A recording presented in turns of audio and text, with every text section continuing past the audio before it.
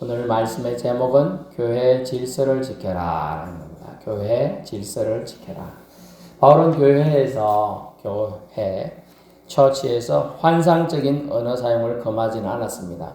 이 환상적이라는 말은 남들이 못 알아듣는다는 뜻의 측면에서 사용한 단어가 되겠습니다. 방언이나 예언을 하게 되면 어떤 사람들은 이제 전혀 못 듣는다, 못 알아들으니까 환상적이다, 이렇게 생각했던 것 같아요. 꿈에서나 우리가 알아낼 수 있는 얘기다, 그 얘기죠. 이러한 언어에 사용할 때 나타나는 위험들을 우리에서 규칙들을 오늘 말씀을 통해서 우리에게 권면해 주고 있습니다. 무엇이 있느냐? 첫 번째는 덕을 세우기 위해 사용해야 된다. 환상적인 언어, 방언, 예언 같은 거 우리가 지지난주 봤습니다만 덕을 세우기 위해 사용해라. 26절이죠. 찬송시도 있고 우리가 모일 때 찬송도 하지요. 또 가르치는 말씀도 저처럼 이렇게 전파하기도 하고요. 계시가 있으면 이렇게 기도하다가 계시의 말씀을 예를 들면 목사님 내일 모레 땡땡 집에 성령님께서 가보라고 했습니다. 이런 거예요. 이해돼요? 네. 기도하다 보면 그런 경우 있잖아요. 없어요? 기도하다 보면 누가 갑자기 생각이 나서 기도했더니 그 집에 내일 모레 무슨 일이 있을 거니 가봐라, 이런 있을 수 있어요. 그것도 계시가 되겠습니다. 또 방언도 있고 하다가 보면 기도를 이제 한국말로 주고 하다가 보면 이제 나중 가면 이상한 꼬부랑말이 나올 수도 있어요. 그것도 방언이에요. 통역함도 있나요? 또 누가 여기서 방언하니까 저는 한 개도 못 알아듣더니 기도 영이 나에게 감동이 와서 그 사람 무슨 말로 말하는 게 알아들어져서 이해가 돼. 그래서 통역을 해, 옆에서. I love you. 그럼 옆에서 뭐라고 해석해야 돼요? 사랑합니다. 그래, 그렇게 얘기하면 돼요. 그렇게 번역해 주면 되는 거예요. 쉐마 이스라엘. 그럼 뭐라고 번역해야 돼요? 쉐마 들으라 이스라엘아. 그래, 그렇게 번역하면 되는 거예요. 그게 통역함이에요. 그죠? 네. 그래서 은총과 자비하심을 우리 가운데 있겠다. 사모님. 하나님의 은총과 자비하심이 덕을 세우기 위하여 결국 사용해야 된다. 그 얘기를 하고 있습니다. 그래서 첫 번째 우리가 환상적인 언어 사용을 할 때 덕을 세우기 위해 사용해야 한다. 26절 말씀을 그렇게 했고요. 그리고 두 번째는 예배 중에 방언이나 예언을 말하는 자가 있을 경우에 3명을 넘지 않게 해라. 그 얘기는 무슨 말이냐면 혼란을 방지하기 위해서 아마 그렇게 얘기했던 것으로 보여집니다. 27절, 29절 나오죠. 27절 누가 방언으로 말하거든 2사람이나 많아야 3사람이 차례를 따라하고 한 사람이 통역할 것이요. 29절도 예언하는 자는 2이나 3이나 말하고 다른 이들은 분별할 것이요 라고 했습니다. 혼란을 방지하기 위해서 이렇게 얘기하고 있습니다. 셋째는 순서를 따라 말하라 하면서 27절에 즉 한 번에 한 사람만 말하게 하라 라고 30절에 나오죠. 한 번에 한 사람만 말하게 하라. 만일 곁에 앉아있는 다른 이에게 계시가 있으면 먼저 하던 자는 잠잠할 지내라 하고 순서에 따라서 교회에 덕을 세우기 위하여 환상적인 언어도 사용해야 함을 알 수가 있습니다. 네 번째는요, 모든 것을 품위 있게 하고 질서 있게 하라 라고 했습니다. 우리 번역은 품위 있게라고 되어 있죠. 예전 번역은 적당하게 이렇게 되어 있습니다. 모든 것을 적당하게 하고 질서 있게 하라. 우리 요즘 번역으로 보면 품위 있다 하니까 왠지 느낌은 더 좋습니다만은 이해 측면에서 뭐냐 하면 적당하게 하라 하는 게 더 좋은 것 같아요. 모든 것을 할 때 우리 적당하게 하라 그죠? 대학 중용 이런 책들이 있습니다. 그런 책들이 있는데 유명한 책들이에요. 근데 중용이라는 부분이 있죠. 적당한 부분이 더 덕을 세우기 위해 초대교회에 수많은 사람들이 섞여서 믿음 생활을 할 때 도움이 되겠다라는 얘기로 적당하게 품위 있게 하라, 질서 있게 하라 라는 말씀을 권면해 주고 있습니다. 본문에 드러난 하나님의 품성이 뭔가 하면 화평의 하나님이라고 기록이 되어 있습니다. 본문에 33절 하나님은 무질서의 하나님이 아니시오 오직 화평의 하나님이시니라. 화평. 근데 이제 예전에 이렇게 무질서의 하나님이 아니시오 이러다 보니까 이제 반대로 우리는 저도 많이 쓰다 보니까 하나님은 질서의 하나님이다, 코스모스의 하나님이다, 뭐 이렇게 얘기했던 기억이 납니까? 네. 옛날 그렇게 했던 것 같아요. 하나님은 무질서의 하나님이 아니에요. 우리가 생각하는 하나님은 하나님의 수많은 경륜과 계획의, 그리고 어려운 용어지만 작정하심에 의해서 우주를 만물을 창조했죠. 또 하나님의 크신 계획하심으로 하나님 아들 예수 그리스도를 이 땅에 보내신 것입니다. 아멘. 예, 놀라운 계획하심이 있어요. 그래서 하나님은 무질서의 하나님이 아님을 이 고린도 전설에 통하여 사도 바울은 깨닫고 그것을 증언해 주고 있는 것입니다. 오직 그러면서 화평의 하나님이시다.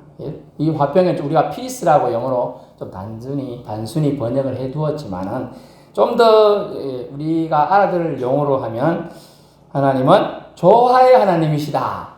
이렇게 이해하는 게 또 좀 더 좋을 것 같아요. 조화로운 걸 원하신다.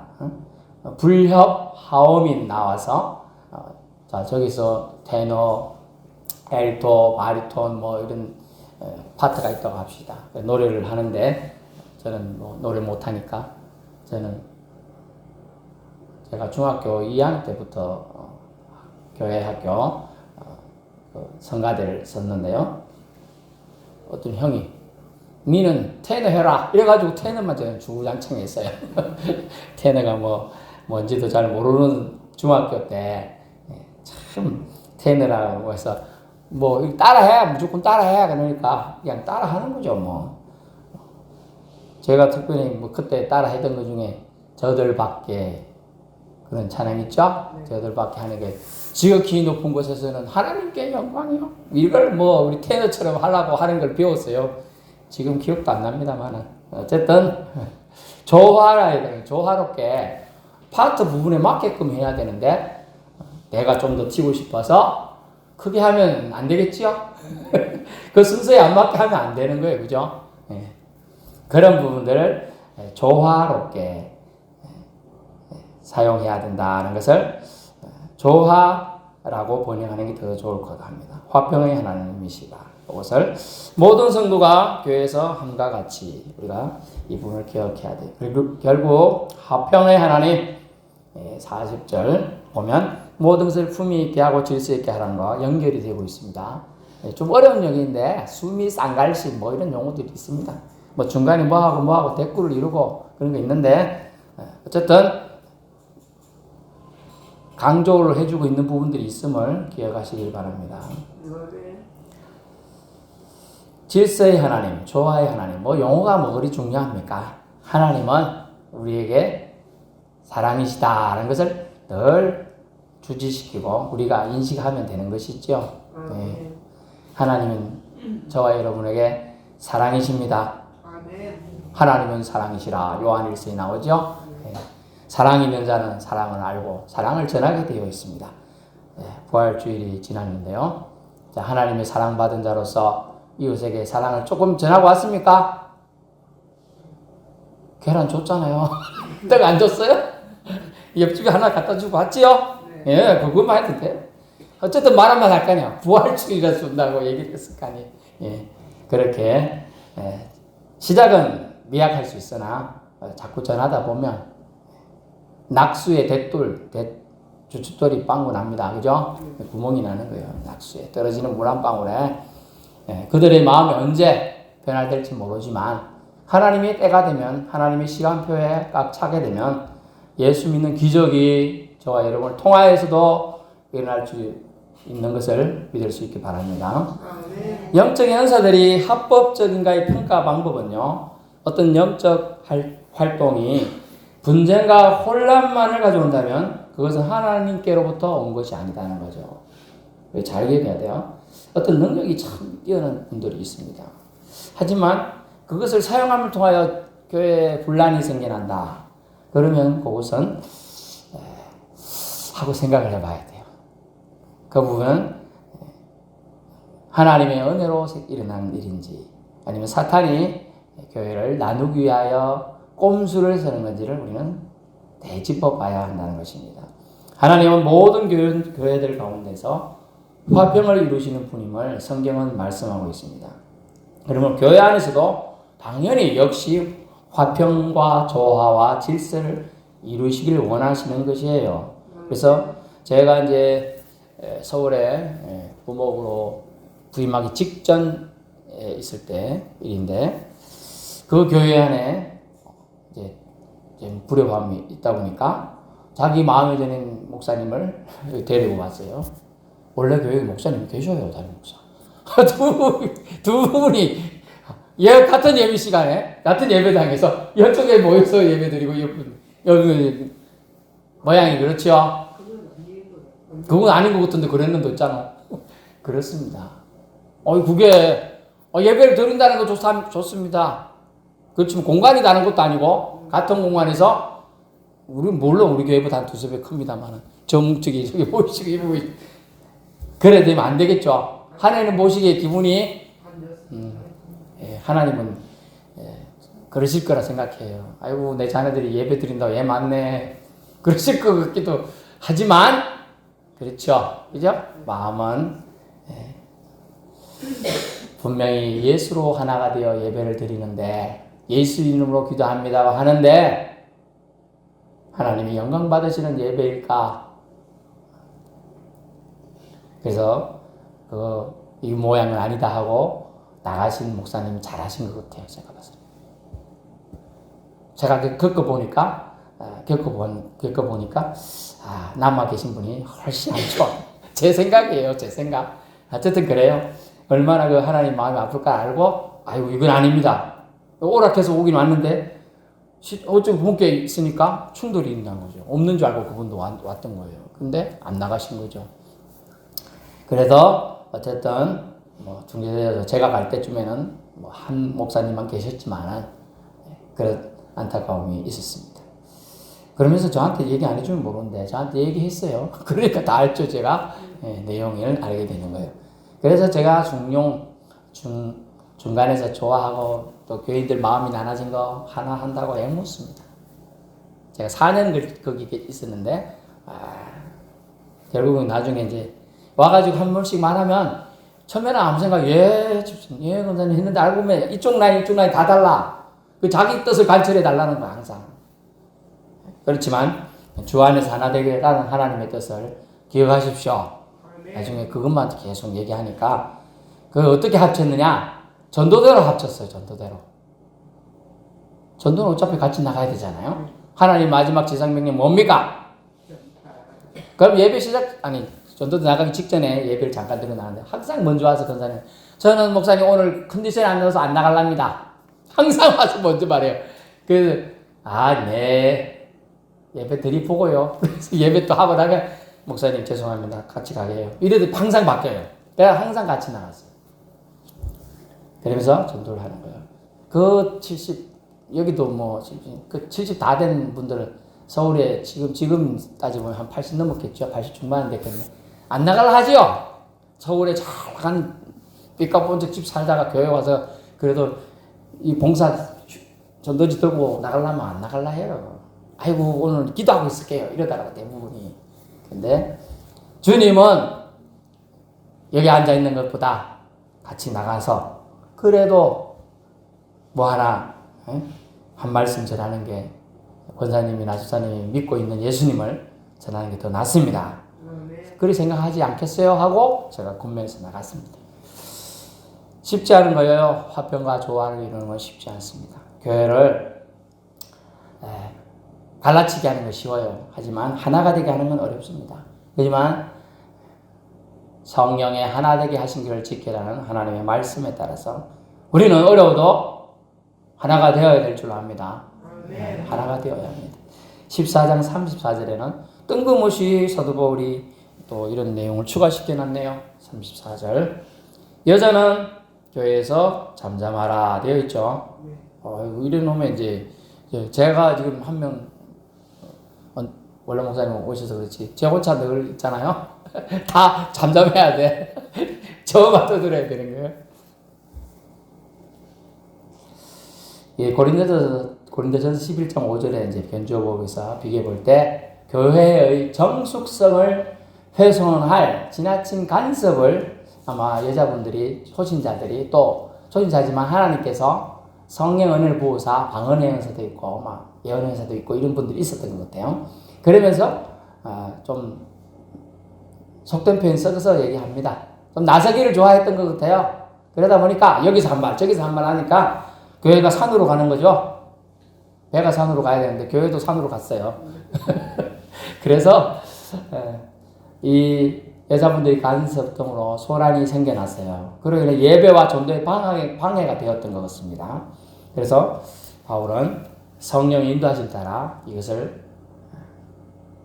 기록에 두고 있습니다. 얘들은 잠잠하라. 근데 이걸 이제 오늘날 용어로 이렇게 말하면 난리가 나겠죠? 예. 다시 교회 가나 봐라. 그래서 좀 더 오늘날 교회 용어로 수정하면 절제하라라고 볼 수가 있겠습니다. 말을 할 수 있지만 조금 더 참고 기도해보고 절제한 가운데서 말을 해야 함을 말하는 거예요. 아예 말하지 말라면 안 되죠. 수근수근 대고 잡담하고 뭐 안다고 떠들고 궁금해서 옆에 물어보고 또 옆 사람의 말을 거는 등 말씀 선포에 방해되고 옆 사람의 경청에 방해되어 유익성을 깨트리게 되는 것을 조심해야 됨을 경고하는 차원에서 여자는 교회에서 잠잠하라 이렇게 보고 있어요. 그래서 여자라고 이제 표현하면 안 되고 이제 사람들 예배에 직접 관련되지 않는 이상은 예배에 참여한 사람들은 교회에서 잠잠하라라고 번역하는 것이 더 좋을 듯 합니다. 35절 배우려거든 집에서 목사님 근데 저는 남편이 없어요. 그럼 할 말이 없는데 가서 남편에게 배우고 물어보라 그랬잖아요. 그죠? 그걸 위해서 정 안 되면 저한테 전화로 물어보세요. 아니면 나중에 이제 시간을 내서 예배 마치고 물어보면 됩니다. 36절 은사 받은 자의 조심할 태도로 나오는 36절에 보니까 하나님 말씀이 너희로부터 난 것이냐 또는 너희에게만 임한 것이냐 그렇지 않다는 거죠. 하나님 말씀 어디로 났어요? 응? 하나님부터 났죠. 하나님 말씀은 하나님으로부터. 그러므로 은사가 뭐라 그랬어요? 선물이라고 했죠. 왜? 에베소 2장 8, 9절 그런 거에서 자랑하지 못하게 하기 위해서 은사를 받은 선물이 아니라는 생각을 안 가지고 있으니까 자기 능력에 의해서 받아갖고 자기가 할 수 있는 것처럼 나대고 사람들을 그 자기가 갖고 있는 은사를 활용해서 좋게 유익을 끼치는데 안 하고 자기 권익을 내세우고 자기 입지를 고수하며 다른 사람에게 마음으로 또 입으로 행동으로 상처를 주더라는 거죠. 그래서 오히려 36절을 통하여 교만해서는 안 된다고 얘기하고 있는 겁니다. 하나님 말씀은 하나님을 사랑하는 자들에게 모두 임한 줄로 믿을 수 있기 바랍니다. 하나님 말씀은 하나님 사랑하는 자들에게 모두 여러분이 이해할 수 있는 방식으로 줘요. 어떤 사람은 영안이 열어서 주고, 어떤 사람은 찬양으로, 어떤 사람은 기도로, 어떤 사람은 꿈으로, 그죠? 어떤 사람은 옆에 지나가는 사람이 한마디 던진 말로 다 하나님 주시는 방식은 다를 수 있습니다. 그러므로 은사 받은 자의 중요한 태도는 교만의 도구로 그것을 사용해서는 안 되겠다라는 것입니다. 39절 바울은 믿음의 열심을 계속 그래도 내라고 말합니다. 방언도 예언도 금하지 말라고 합니다. 지금 고린도전서 14장 39절입니다. 방언도 예언도 금하지 말라. 그러면서 적당하게 품위 있게 절제함을 통하여 잘라냄을 통하여 하고 싶은 말 다 할 것이 아니라 절제함을 통하여 질서를 따라 교회를 세우고 지켜야 함을 말씀을 통하여 우리에게 교훈해 주고 있습니다. 37절 한번 돌아갈까요? 내가 너에게 전하는 것이 개인적인 권면을 넘어서 주의 명령임을 알 것을 촉구합니다. 만일 누구든지 자기를 선지자나 혹은 신령한 자로 생각하거든 내가 너에게 편지하는 이거를 주의 명령인 줄 알라 라고. 그래서 여러분이 이제 하나님이 말씀하셨습니다. 그 말씀이 성경으로 기록되었습니다. 그죠? 그래서 성서의 무호성, 그러니까 뭐 신학적인 용어로 어려운 말입니다만은 1.1핵이라고 틀린 거냐? 그런 건 아니라고 했죠. 그러면 큰 줄기에서 성경은 무호성. 왜냐하면 성령의 감화, 감동에 의해서 성경은 기록되었기 때문입니다. 그죠? 그래서 성경에 기록되었어요. 성경에 기록되었다요. 여러분 성경 뒤에 보면 아주 제가 행동이나 이런 부분에서 크리스찬으로서 어떻게 살아야 되는 걸 많이 교훈받은 부분인데 야고보서가 있어요. 야고보서. 읽어본 적 있죠? 야고보서는 초대교회 때도 그렇고 많은 유명한 사람들이 심지어 너무 비하해서 표현된 복음이기 때문에 이건 야고보서는 성경에서 빼야 된다 이런 말이 엄청 많았어요. 그리고 보면 뭐가 나와 편지 무슨 전서 서서 그저 나오죠. 뭐 편지 거를 무슨 성경에 집어넣노? 논란이 있었을까요? 없었을까요? 있었습니다. 그런데 성경에 기록된 걸 하나님의 감동에 의해서 기록되었기 때문에 들어올 수 있었던 거예요. 아멘. 이거 쉬운 게 아닙니다. 성경에 기록되었다는 거예요. 기록되는 걸 누가 허락했다고요? 하나님이 허락하지. 이걸 인정해야 성경을 받아. 안 그러면 자기가 좋아하는 복음만 봐야 돼요.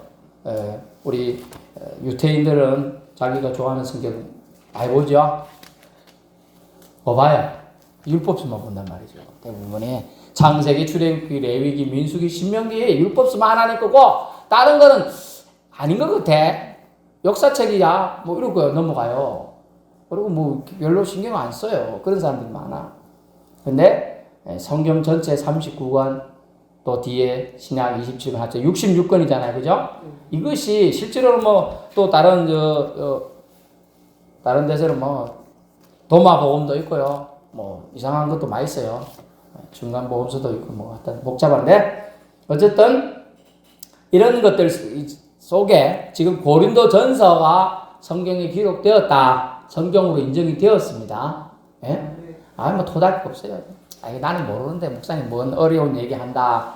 그렇게 생각할 수도 있겠으나 중요한 거는 이것이 주님의 명령이라고 사도 바울은 지금 못을 받고 있는 거예요. 꽝꽝꽝. 여러분이 이해가 안 되지만 내가 편지 쓴 것 같이 편지로 받았지만은 주님의 명령이기 때문에 감동돼서 전달하는 겁니다. 이렇게 얘기하는 겁니다. 그래서 어떤 사람들이 있겠죠. 편지글이 뭐 하지만 38절 만일 누구든지 알지 못하면 그는 알지 못한 자니라. 예, 그렇죠. 하나님 말씀을 깨달아지면 이게 아멘이 되는 것이고요. 그렇지 않은 경우는 그냥 그대로 있을 거라는 얘기하고 있습니다. 결론을 말씀드립니다. 교회는 하나님의 사람들이 하나님을 예배하는 처소입니다. 그렇죠? 사람이 모인 곳에는 말이 많기 마련입니다.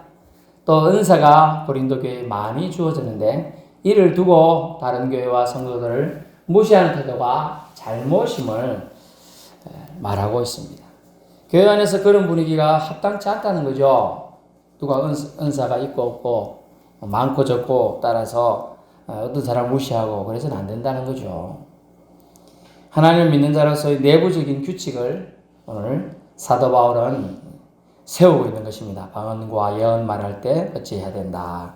그것을 말하는 걸 지킴을 통하여 교회의 덕을 세우는 것이 더 중요한 목적이다. 하나님께 영광, 사람에겐 복음을 빛으로 전해 주어야 하는 것. 그죠? 이게 가장 중요한 카테고리예요. 더 중요한 거는요. 사람은 하나님을 사랑해야 합니다. 어떤 똑똑한 사람이 와서 예수님께 물었죠. 하나님, 우리가 지킬 계명이 무엇입니까? 너 뭐라고 배웠느냐? 이렇게 하나님 사랑하면 이렇게 말하죠. 그래서 주님은 더 추가해서 말하죠. 네 이웃을 네 몸과 같이 사랑해라. 그게 율법의 완성이다. 라고 얘기해 주고 있습니다. 그래요. 우리는 하나님께 영광, 사람에게 복음을 들려주는 것, 빛을 전해주는 것이 우리의 마지막 남은 사역이 되겠습니다. 아이고 목사님만 사역하지 뭐 우리까지 하라 그럽니까? 마태복음 28장 근거에서 마지막 지상명령을 주었죠. 너희는 만민에게 복음을 전파해야 된다. 마가복음에서 나오지만요. 그리고 그들에게 주의 명령에 따라서 세례도 베풀어 주어라. 가르치고 전파해 주어라. 이렇게 말하게 됩니다. 그것은 뭘까요? 그들에게 생명을 나누어 주어라는 거예요. 예수님은 뭐죠? 길과 진리요 생명이죠. 예수님은 생명을 전해주는 거예요. 생명. 여러분에게 지금 산소호흡기가 꽂혀 있는데 나 한번 쉬고 저분 한번 쉬고 거기 숨을 자꾸 짧으면 그건 못 나눠주겠죠. 근데 예수님을 통한 생명호흡기는 나눠줄수록 어떻게 돼요? 좋아져요. 좋아져. 어려운 말로 승법 분식이라 그래. 자꾸 나눠줘야 돼요. 그래서 우리는 하나님을 믿는 자로서 하나님의 말씀을 막 구부정하게 듣고 싶은 마음이 생길 때 탁탁 그것도 잘라내야 되는 거예요. 말씀을 그냥 말씀으로 들으십시오. 예? 내가 좋아하는 전도사님 말할 때는 아멘, 내가 싫어하는 전도사님 말할 때는 노, 이런 식으로 받는 사람이 의외로 많아요. 그래서 하나님께서는 우리에게 오늘 말합니다. 은사는 선물로 받은 것인데 교만의 도구로 사용해서 안 된다. 교만하게 된다면 오히려 안 받은 바 못하다. 은사로 인한 자범, 여인들의 절제 모르는 열심, 신령한 자로 여기는 과도한 교만을 주의 명령을 전하는 바울의 입장은 아주 위험해 보였어요. 그러므로 우리가 믿는 하나님은 무질서의 하나님이 아닙니다. 조화의 화해의 하나님이십니다. 이렇게 얘기하고 있죠. 화평의 하나님입니다. 어지러움의 하나님이 아닙니다. 예전번에 그렇게 되어 있네요. 우리가 믿는 하나님은 어지러움의 하나님이 아닙니다. 오직 화평의 하나님이십니다. 하나님은 교회가 화평 가운데 서로 배려하며 든든히 세워가길 원하십니다. 화평의 하나님을 믿는 성도들이여 조용히 나의 믿음으로 교회를 세워갑시다. 교회의 질서를 지킵시다. 기도하겠습니다.